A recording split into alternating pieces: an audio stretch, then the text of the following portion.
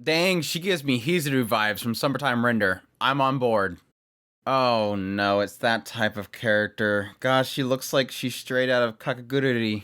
She is straight out of Kakegurui. It's the same writer.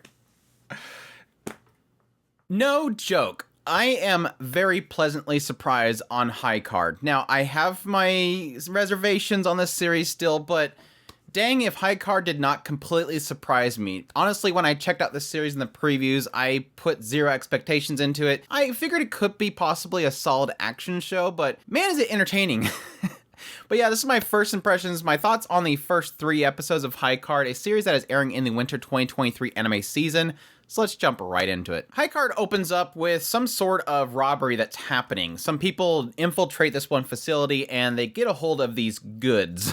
Before the case that these goods are in is completely shattered and the goods themselves spread everywhere. Yes, these goods are 52 playing cards. Now, that might seem very odd for somebody to infiltrate just to steal some playing cards, but these are X playing cards, a very special type of playing card that each and every single one of them has the ability to bestow upon players different abilities. And after this whole incident, we start following a guy named Finn. He's a guy that was raised by this orphanage, and this orphanage is going under some hard times, and the person that owns the actual building that the orphanage is in is about to kick everybody out. And so Finn is desperate to try to find some way of making money, all with the help of his lucky card. Yes, you know where that's going. Well, this leads him to go to a casino where he tries his luck, and he's doing very well, but then this one guy comes by, Lucky Lunchman. And Lucky Lunchman ends up pretty much making Finn lose all of his monies, all of his chips. Well, as Finn is following this Lucky Lunchman, claiming, man, can you show me how you do what you do? They end up both hitting a jackpot, and they're brought to this back room where they're pretty much questioned for if they're counting cards or cheating in some way. And that's when we get the arrival of Bobby Ball.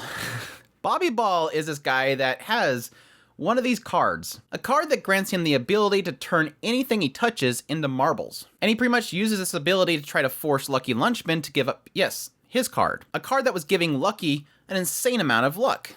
And during this whole ordeal, this guy named Chris shows up, and he has one of these cards as well, and this big fight breaks out, which pretty much leads Finn to having to pretty much fight for his life and flee from this Bobby Ball. Well, after all the dust settles, Finn is captured and taken to this one facility where he is introduced to this High Card group. And High Guard is a secret organization that was assigned by the king himself to discreetly go around the world and acquire all 52 of these cards. Because yes, each of these cards has the ability to give somebody power, and the king obviously doesn't want people to have that power. And yes, Finn is one of these players. The card itself that he's always had has chosen him to use it. And so they hire him, which is great because he's like, man, I need money for this orphanage, so why not? And of course, he has to learn the hoops. As a front for their organization, they sell cars. But secretly behind the scenes, they're called whenever there's an issue with somebody possibly using one of these cards. And so they jump into action and use their own cards to fight them and retrieve the cards. Now, there's one other aspect to these cards.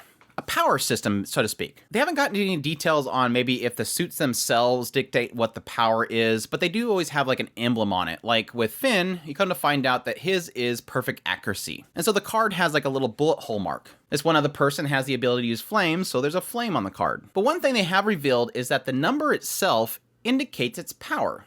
And unfortunately, yes, Finn has a 2, which is the lowest. But they're kind of indicating the idea that the higher the number, the more power you get. And the ones they've kind of revealed so far is Chris, he has high calories, which is pretty much gives him the ability to be immortal, but he has to eat a lot. You have this one that's able to pretty much turn money into something of equal value. So if he has a suitcase full of money, he can make a bazooka. You have one that can create vines, one that can make his entire body just hard as rock. Like I said at the very beginning, Bobby Ball, he was able to turn things into marbles. Look, so on and so forth. So my thoughts on High Card so far. Now, I had some expectations for this just because the creators behind it, there was 2 writers, wrote Build Divide and, of course, the original writer of Kakegurui. Now, I'm not a huge fan of Kakegurui, but that's mainly because I don't like the derpy faces. I don't like the faces. Like I joked about, there's totally one at the end of the ED, which is of this one character. Apparently, she's going to have a split personality.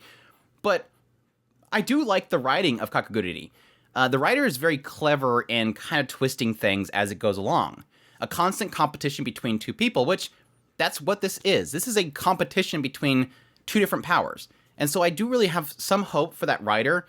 Build Divide was okay, what I did watch of it, so I assume that that's going to be additional help for it as well, because Build Divide was more about physical battles, whereas again, with Kakegurui, it's more a mental battle. So I think the two of them can definitely come together to create something really fun and interesting. Now, I have to admit, overall, the overall story isn't that interesting. It's just basically Mafia wants the power, the king wants the power, organizations, they fight against each other.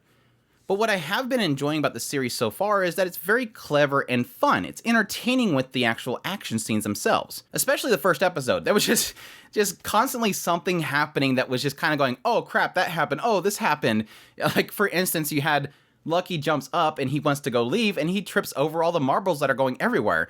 And he ends up falling on this other guy that's already dead and he gets himself shot. And then he goes after gets up trying to get somebody to help him out, and he just gets his entire head turned into marbles. It's very clever with how each step of the action scenes happen, so it's constantly something shifting in the battle itself, and I think that's what makes an action scene really, really entertaining. It was the reason why I was giving Licorice Sequel such high praises early on, was that the action scenes had multiple steps to it. Every step shifts the tone, and it's never the same thing for too long. And again, like I said, I think this one's nailing it, and I think that's really in the powers themselves. Now, granted, and this is where I get into my hesitations with the series overall, is because the reason the first episode worked so well was that you had so many different people with different cards that things were constantly shifting. You had the luck guy, you had the gun guy, you had the marble guy, you had the undying guy, and you had so many of these cards in play that it kept shifting what was happening. And unfortunately, as we got in the second episode and third episode, that seems to be toned back. It's almost like they're trying to take their time with each of these cards, which honestly, if you're only going 12 episodes, you don't need to hold back. You have 52 cards to work with. Throw them out there. Get crazy with it. But unfortunately, it does seem like each episode, they're kind of introducing 1 to 2 cards, which bites because you don't have as much calamity happening, as much chaos that multiple cards can be. I will also admit that with the third episode, it was trying to introduce a character and trying to create a bond between two characters. And so the first part of it was kind of boring. Now, I think it turned into something really cool in later parts, but it was a misstep. But I'm already seeing that the fourth episode is probably going to be really good because we're going to get into, yes, the Kakegurui girl. We'll see how that's going to turn out. The art style and everything so far looks great. The visuals are great. The action scenes are really decent. I still think that the CGI cars are way too polished. It's like every vehicle in this world has like 50 million layers of polish on the vehicles so they shine like super bright. But like I said, the action scenes were really, really solid. I think the second episode was a little bit of a dial back in the animation, but they kind of ramped it back up with the third episode with the Flame Lady. And it has a very unique style to it. Again, probably going to be more in the realm of something like Kakegurui, very much more chiseled looking male characters, but I really do like them. The characters themselves are solid. Chris so far is pretty much a playboy, but I really do like what they've done so far with Finn. Again, he has a driving force. He has this home that was pretty much given to him by this orphanage. He wants to protect and help that orphanage. We're already pretty much setting up right now that he's probably going to run into a moral conundrum just because of what the orphanage leader has pretty much told him. You get to choose your path, basically, to be good or bad. So I think eventually Finn's going to have a decision made. And we'll see, typically with these types of stories, eventually the orphanage becomes under attack by somebody, but we'll see. But anyhow, loving it so far. If you're looking for a really fun action show that's very entertaining, definitely check it out. I can't so far say there's going to be some really cool, gripping overall story. It just seems like so far they're really setting up a really solid action flick that's just going to be fun with twists and turns. And having a great cast of characters so far to really hit on it. I really love the ED, by the way. It's just a fun ED. Seeing the characters kind of just singing and eventually they kind of stop. It's a really solid ED. Anyhow, that's my thoughts on High Card. If you think that sounds interesting, definitely check it out. I hope you guys enjoyed my impressions. If you did, make sure that like button down below, comment, let me know what you thought of the series if you're going to be checking it out. Additionally, if you're new to the channel, make sure that subscribe button so you get all my content. I do news, reviews, first impressions, top list. If it's anime, it's pretty much here. Additionally, if you want to support the channel more, we have a Patreon link, a tips link, and a super thanks button down below. Greatly appreciate everybody that does, and y'all take care.